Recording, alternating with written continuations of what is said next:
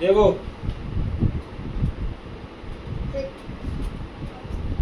Chapter है first, ठीक है। हाँ, 9th क्लास कौन सी? 9th का, ठीक है। क्लास कौन सी? 9। ठीक है। संख्या पद्धति, संख्या पद्धति, संख्या के बारे में तो बताइए मैंने, ठीक है। अब देखो 1.1 फर्स्ट क्वेश्चन क्या कह रहा है? देखो 1.1 का, क्या शून्य एक परिमेय संख्या है? शून्य, 0 एक परिमेय संख्या है?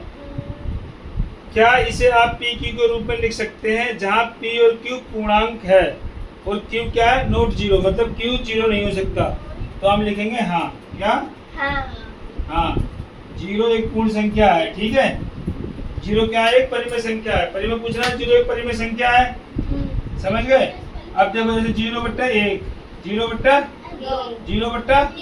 ऐसे 10 कहीं भी, पर इनका जो ये है q, मतलब क्या होता है नीचे हर जो है वो 0 नहीं होना चाहिए, समझ गए। क्या होता है? माइनस का हो सकता है। क्या होता है? माइनस, मतलब ऋणात्मक, ऋणात्मक, ठीक है। ऋणात्मक पूर्णांक, ठीक है, हो सकता है। जो क्यू हमारा क्या हो सकता है? ऋणात्मक पूर्णांक हो सकता है, ठीक है। दूसरा देखो, 3 और 4 के बीच 6 परिमेय संख्या निकालिए। क्या? 3 और 4 के बीच 6 परिमेय संख्या। पहले हमेशा ध्यान रखो कि जब भी परिमेय संख्या का कोई पूछे, अगर जैसे सीधे 3 और 4 है तो कोई बात नहीं, मान लो ये बट्टे में है तो इनके हर सेम होने चाहिए, ठीक है। इनके हर क्या होने चाहिए? एक जैसे। नहीं होते तो करना पड़ेगा तुम्हें, ठीक है। अब जैसे इसने कितनी संख्या पूछी है? 6 पूछेगा तो 7 से मल्टीप्लाई कर देना है, ठीक है, दोनों को। देखो कैसे, 3 बट्टे मान लो 1 मान लो, यहाँ क्या मान लो? 1, क्योंकि हर तो हम किसी का भी 1 मान सकते हैं। मल्टीप्लाई किससे कर दो? 7 से। 7 तिया 21, 7 एकम 7,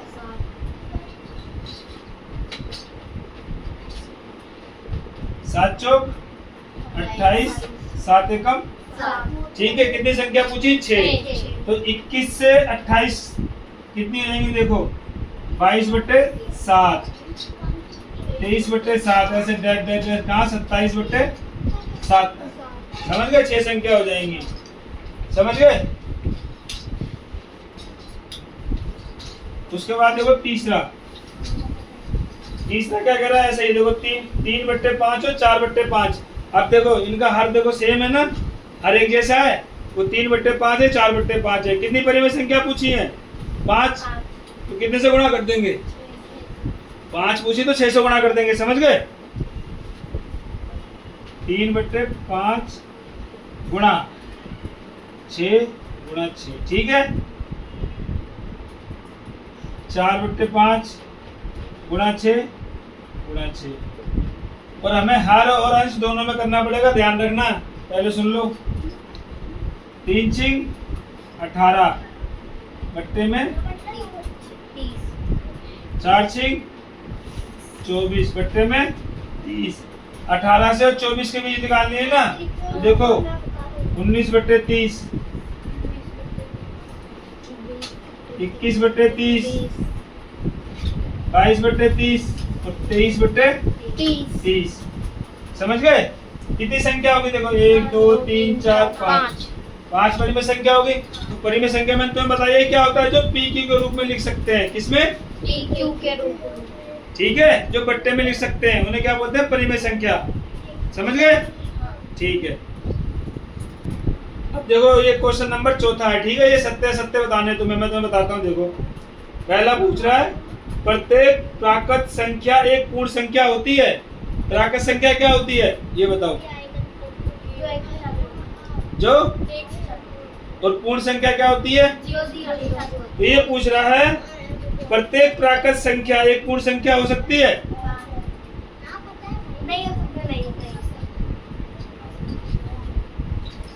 प्रत्येक प्राकृत संख्या एक पूर्ण संख्या नहीं हो सकती, क्योंकि पूर्ण संख्या किससे स्टार्ट होती है? 0 से। समझ गए?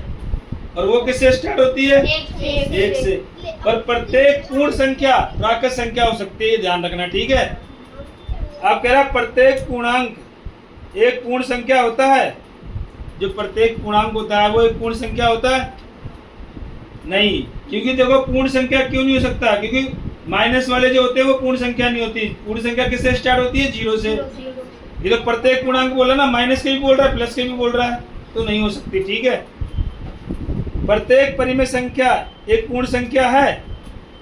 प्रत्येक परिमेय संख्या क्या पूर्ण संख्या है? नहीं, क्यों? पूर्ण संख्या किससे स्टार्ट हो? 0 से। और जो ये परिमेय संख्या है वो पी क्यू के रूप में मिल सकती है, ये माइनस में भी हो सकती है। समझ गए ना? ठीक है,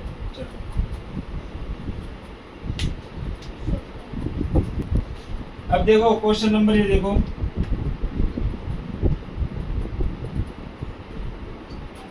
ठीक है, देखो इसे बोल रहा है पी क्यू के रूप में लिखो। किसके? इसका मतलब ये चलता जा रहा है। ठीक है, वैसे तुम्हारी कोई संख्या हो, मान लो 2.3, क्या 2.3 इसको बोलते हैं पी क्यू के रूप में लिखना है, तो इसको तो हम लिख सकते हैं 23/10। कैसे? एक के बाद पॉइंट है तो हमने लिख दिया।